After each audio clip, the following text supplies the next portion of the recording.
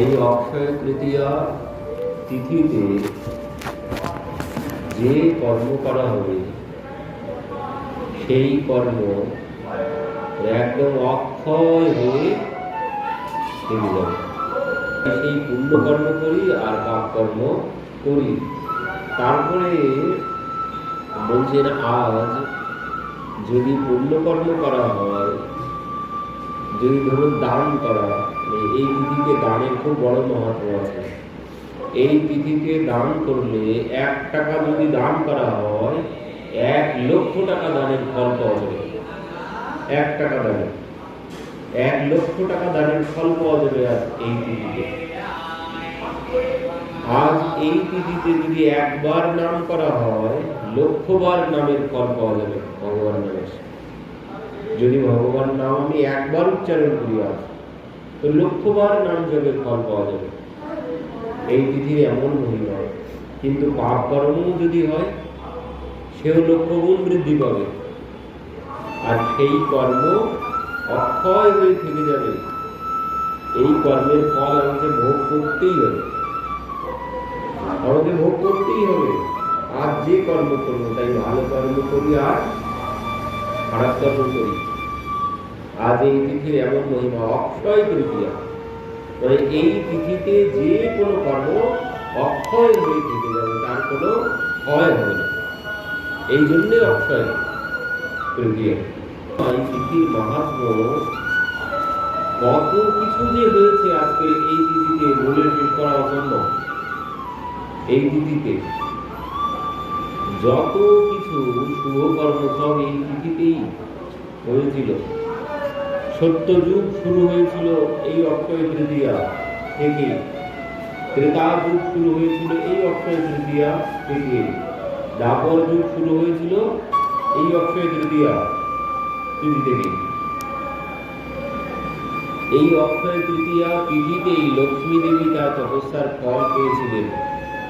আমরা যে দেখি লক্ষ্মী দেবী নারায়ণ ভগবানের চরণে বসে আছে, এমনি এমনি বসে নেই, তিনি হাজার হাজার বছর ধরে তপস্যা করেছিলেন।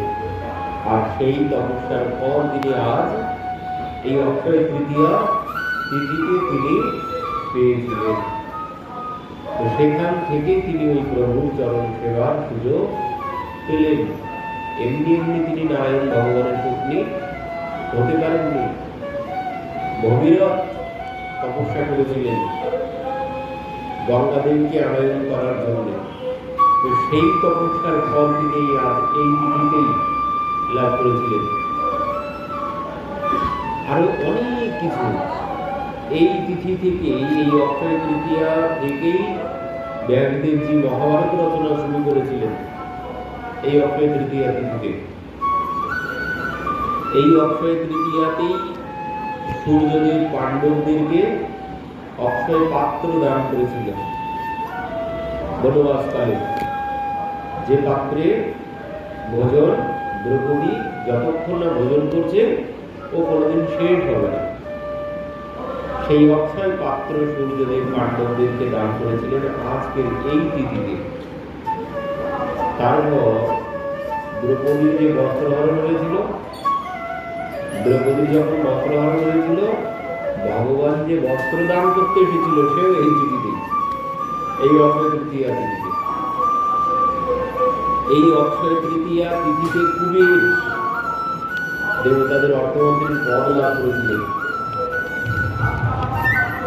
এই অক্ষয় তৃতীয়া তিথিতেই চন্দন যাত্রা তো শুরু হয়, রথ নির্মাণ কার্য আজ থেকেই শুরু হয়।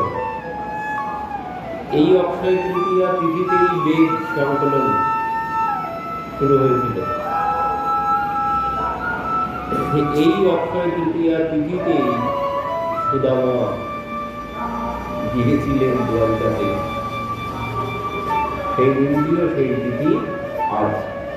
এই অক্ষয় তৃতীয়া তিথিতেই সেই সুদামা 4 মূর্তি ভিক্ষা, যা চৈত্রা চতুর্মূর্তি বিদ্যান ভূতাপতন গুলাম, সুশীলা যে 4 মূর্তি চাল দিয়েছিল, সেই চাল নিয়ে তিনি আজ এই তিথিতেই ভগবান সেই চাল সুদামা তো দিতেই চাইছিল না, ভগবান জোর করে ছিনিয়ে নিয়ে সেই 4 মুষ্টি চাল থেকে 1 মুষ্টি গ্রহণ করেছিলেন, করে ত্রিলোকের সম্পদ তিনি সুদামাকে দান করেছিলেন। সেই তিথি হচ্ছে আজকের এই তিথি।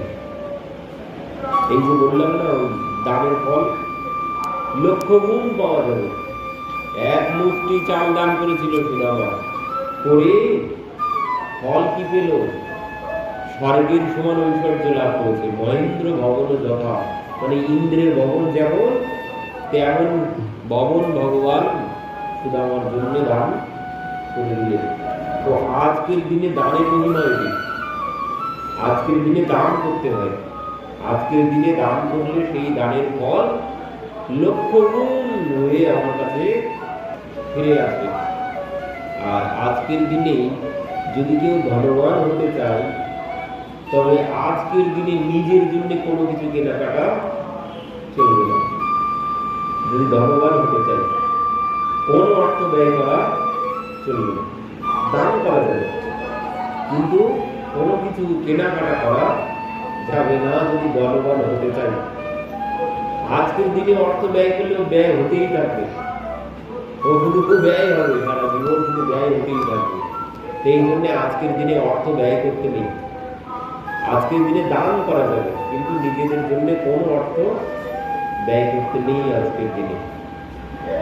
আজকের দিনে অনেকে স্বর্ণ কেনে, আবার বাজারে গিয়ে দেখুন এখন ঝাঁটা কেনার লাইন পড়েছে, বাজারে যাওয়াই যাবে না ভিতরে, সবাই ঝাঁটা কেনে।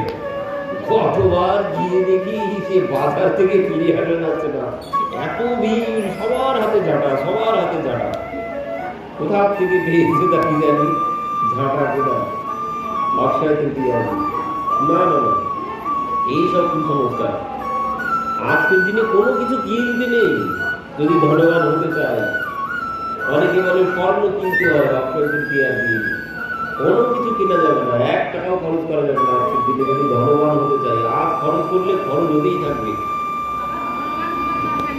ওই যে বলি না, বৈশাখ মাসের 1 বৈশাখে যেটি হয়, আমরা বলি প্রথম দিন, বৈশাখ মাসের প্রথম দিন যা করবো সারা বছর তাই হবে, ওটা ভুল।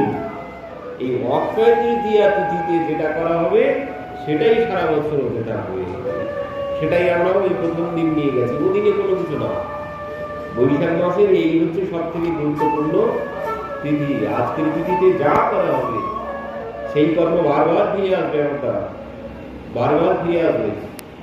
তো এই জন্যে এই দিনে সব সময় চিন্তা ভাবনা করে ভালো কর্ম ছাড়া খারাপ কোনো কর্ম করতে নেই। এই দিনেই ভগবানের ভজনার সব থেকে গুরুত্বপূর্ণ সময়। আজকের দিনে ভজন সাধন যা করবেন সেটি বারবার ফিরে আসতে থাকবে, বারবার ফিরে আসতে থাকবে। মানে বছরে 4-5টি দিন আছে পাওয়া যায়, সব থেকে গুরুত্বপূর্ণ দিন। বছরে 365 দিন, কিন্তু 365 দিনের মধ্যে 5 দিন, 4 দিন কি 5 দিন আছে মাত্র সব থেকে গুরুত্বপূর্ণ দিন। আর সব বড় দিনের কোনো মূল্য নেই। দিন হচ্ছে বছরে 4-5 দিন পাওয়া যায় এক বছরের মধ্যে, তার মধ্যেই আজকের দিন। আজকের দিনে যা করবো বাড়তেই থাকবে, বাড়তেই থাকবে। পাপ করলেও সেটি বাড়বে, পূর্ণ করলেও সেটি বাড়তেই থাকবে। ওই যে স্বর্ণ কেনার যে প্রচলন হয়েছে, আজকের দিনে হয়েছিল স্বর্ণের বর্ষা। কেরালাতে এক বাড়িতে স্বর্ণের বর্ষা হয়েছিল আজকের দিনে। আর সেটাই উল্টো পাল্টা হতে হতে সবাই ভেবেছে যে আজকের দিনে সোনা আনতে হয় ঘরে। কিন্তু এবছর কেউ যাবে না, এই বছর আর কেউ সোনা কিনতে যাবে না। এই বছর যা দাম, কেউ আর সোনা কিনতে যাবে না এই বছরে। তো এই সোনা কেনার ঘটনাটি এইভাবে এসেছে, ওই আদি শঙ্করাচার্য, তিনি ভগবানের অবতার। তো এই আদি শঙ্করাচার্যজি এই তিথিতে ভিক্ষা করতে বেরিয়েছিলেন কেরালাতে। তো তিনি ভিক্ষায় বেরিয়েছেন, তো বড় বড় বাড়িতে গিয়েছিলেন, কারো বাড়িতে গেট খোলেইনি, কারো বাড়িতে তো তালাই খোলেনি, কারো বাড়িতে কোনো উত্তরই তিনি দেননি। কেউ তার কাছে ভিক্ষা দিতে আসেনি। কেউ এসেছে তো বললেন ভিক্ষা হবে না। তো কেউ ওনাকে ভিক্ষা দেননি। তো একটা ওই কুটিয়ায় তিনি সব শেষে গেছেন, ভাবছেন আর যাবো না, ভাত ভিক্ষায় গেলাম, কেউ ভিক্ষা দিল না, তো এই গৃহেই শেষ, আর কোথাও যাবো না। তো এই ভেবে তিনি একটা ওই কর্ম কুটিয়ায় গিয়ে দাঁড়িয়েছেন ভিক্ষা নেই বলে। তখন সেই কুটিয়া থেকে এক রমণী বাইরে এসেছেন, এসে বলছেন, বাবা আপনি এমন দিনে ভিক্ষা নিতে এসেছেন, আমার ঘরে তো কিছুই নেই দেওয়ার মতো যে আপনাকে আমি দেব। তখন বলছেন, মা কিছু তো দেখো আছে ঘরে। তখন তিনি ওই ঘরের মধ্যে গিয়ে খুঁজে খুঁজে কোনো কিছু দেওয়ার মতো আপনি একটা পচা আমলকি পড়েছিল, একটা পচা আমলকি ঘরের মধ্যে পড়েছিল। তো সেই আমলকিটা এনে ওনাকে দিয়েছে, বাবা এছাড়া আমার ঘরে আর কোনো কিছু নেই দেওয়ার মতো।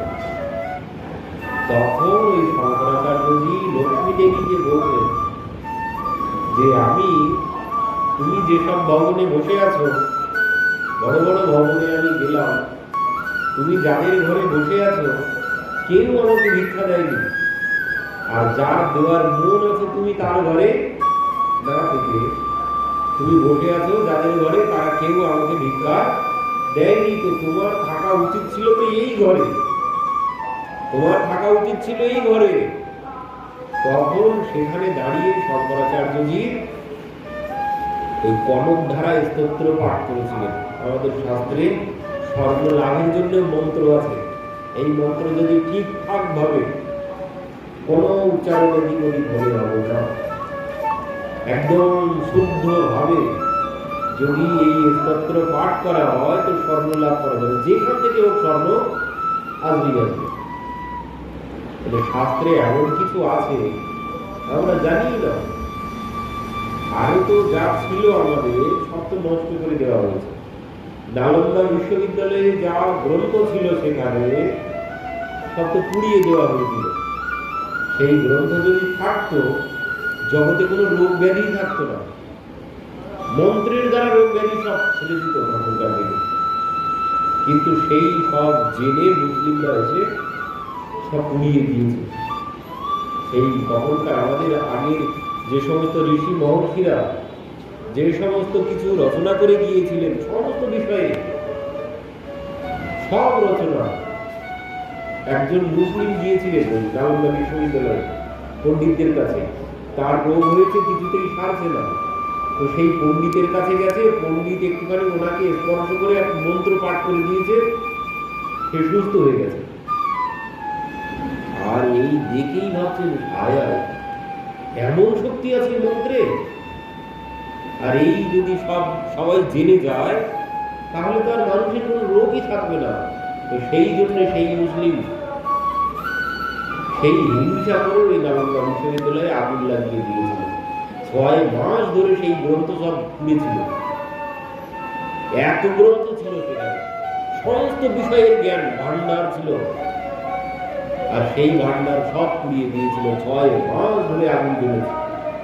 তাহলে চিন্তা করুন কত গ্রন্থ ছিল সেখানে। সেই গ্রন্থ যদি থাকতো আজ রোগ সারানোর জন্য কোনো ওষুধ লাগতো না, গাছ পাতার দ্বারাই সমস্ত রোগ সেরে যেত, মন্ত্রের দ্বারা রোগ সেরে যেত। কিন্তু দুর্ভাগ্যের বিষয় সব শেষ করে দিয়েছিল। তো এই শঙ্করাচার্যজি সেই গৃহ আজও আছে কেরালায় এখনো পর্যন্ত। সেই গৃহের সম্মুখে দাঁড়িয়ে এই কনক ধারা স্তোত্র পাঠ করেছিলেন। আর যেই পাঠ সম্পন্ন হয়েছে আকাশ থেকে স্বর্ণের বর্ষা হতে শুরু করল। আমলকি, স্বর্ণের আমলকির বর্ষা হয়েছিল আজকের এই গৃহে। আর সেই গৃহ আজও আছে কেরালাতে। কেরালার মানুষ পরবর্তীতে এসে অনেকেই কুড়িয়ে পেয়েছিলেন সেই স্বর্ণের আমলকি। তো সেই তিথি হচ্ছে আজ। আর এই জন্যেই সবাই ভাবে যে আজকের দিনে স্বর্ণ আনতে হয় ঘরে, কিনে আনলে হবে না, কিনে এনে কোনো লাভ হবে না। তো এই জন্যেই সোনা কেনার প্রচলনটা এসেছে। আর সব থেকে বড় যে বিষয়, আজকের দিনেই সেই মাধবেন্দ্র পুরীপাদ গোপালকে চন্দন লেপন করেছিলেন। আর আজকে আজকের দিনেই হচ্ছে পরশুরাম ভগবান আবির্ভূত হয়েছিলেন সেই জমদগ্নি আর রেণুকা দেবীর গর্ভে। তিনি আজকের এই অক্ষয় তৃতীয়া তিথিতে আবির্ভূত হয়েছিলেন। পরশুরাম ভগবান কি জয়।